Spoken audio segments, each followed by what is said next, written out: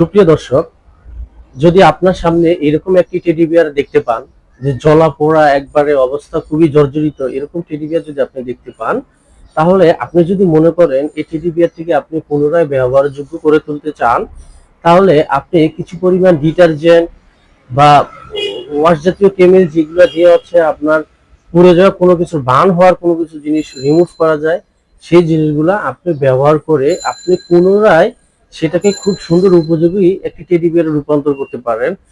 কিন্তু সেটা করার জন্য আপনাকে কিছুটা সময় হলে পরিশ্রম করতে হবে, এবং ওটাকে সময় দিলে এবং পর্যাপ্ত পরিমাণ কেমিক্যাল প্রয়োগ করলেই আপনি এমন সুন্দর একটি অব্যবহারযোগ্য টেডি বিয়ারকে ব্যবহারযোগ্য টেডি বিয়ার রূপান্তর করতে পারবেন।